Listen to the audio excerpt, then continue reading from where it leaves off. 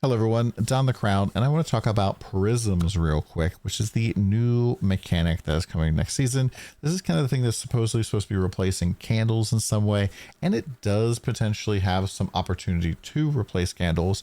But there are some things here that are like kind of hard to tell what's going on, and I wanted to make a video and specifically a spreadsheet for you so it's a little bit easier to peruse. Now, if you go to the Ethereal Prism TLI I'll put this in the description down below. You can see all of the different legendary and fancy prisms and stuff, and like what their effects are. Like have fervor at 150 rating, which is pretty cool. And these are just like pretty baseline. These are things that you're gonna know what you're getting when you're buying them from people.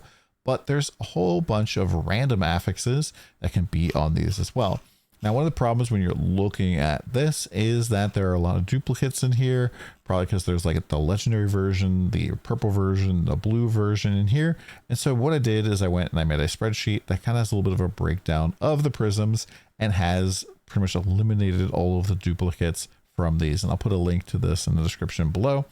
But there's some really cool things in here. But real quick, what prisms are is they are a new socketable item that goes in your passive tree. You can have one of them. There is a second type of them that pretty much takes the same little range that you have here and it mirrors it onto the other like horizontal side of your passive tree. That thing's probably going to be like 20,000 FE. So probably not going to be using it even myself. So I wouldn't even worry about that. But you can have one total prism active at a time, but they can have multiple crafted mods. And it seems like there are 3 different tiers of rarity for this. So we have the blue, purple, and then the legendary. And so the blue one's probably going to have 1 crafted mod. The purple's probably going to have 2. And then the orange legendary ones are going to have 3 crafted mods. Now there are random affixes that are legendary as well. And these are probably only for, so I can add the 3rd legendary random affix. So it looks like only on legendary prisms can you add this 3rd one, and can it be legendary? I don't think you can hit this otherwise except for that 3rd spot. So there's pretty much that. And they take up these like radius like this, and you pretty much can plop it anywhere in your passive tree where there is a passive node, and it will affect nodes that are in the radius around them. Now, some of them will say stuff like minor or medium talents or legendary talents. You just hover over those nodes and it'll tell you which ones those are. It's pretty much like if they were like a blue, purple, or an orange mod on a slate normally. Now, these like have this default radius of 1, but there are some legendary affixes that allow you to expand that radius. And it says that this one, for example, all legendary medium talents can ignore the prerequisite point requirements, and the area of effect increases by 2. And then it potentially goes up to 3. I don't really know if that means that we're pretty much going to have this like huge area. So if this red square here is the normal size, and then green would be what it would look like if you instead had on this node here a 2. If you had a 3, pretty much you can just slap it in the middle, and I think covers the entire passive tree. So I'm not really sure if that's how that's going to work. If it does, pretty much makes it so your entire passive tree could have some benefits to it, which could be pretty darn crazy. It is pretty highly likely that you're going to be able to re-roll these because it is a random selection, just like slates. Basically, you're going to go to imprint it and give you 3 different options, or I guess calibrate it, and it'll give you 3 options that you can choose from, and only one of those will go in. The legendary ones, there's a whole bunch of cool things in here, like making it so that you can assign points to medium or minor talents additional times, allowing you to juice up the trees that you're already heavily invested in. You can also like expand the radius, which is pretty cool. You can get all of the blessings. You can get fortitude for when you use a melee skill, which is like requires you to manually do it. Frail, which is a new debuff that makes enemies take more spell damage. There's also all the new infiltrations, which makes enemies take new elemental damage. There's attack and spell aggression, which are new buffs for attack and spell casters. There's torment, which is a damage over time buff. You can have 100% fixed blur rating, which pretty much just has you, always have blur, which is pretty cool because normally it degrades over time. And then there's +1 ignite limit. There's 100% chance to gain a barrier when using a defensive skill. And then lastly, there is +1 curse. However, this also makes it so that you gain 1 random curse for 5 seconds after casting a curse skill. So it definitely is worse than a +1 curse candle was, but there is the possibility of having a +1 curse as long as you place this down in a spot where 2 legendary medium talents are in the area, which is relatively easy to do.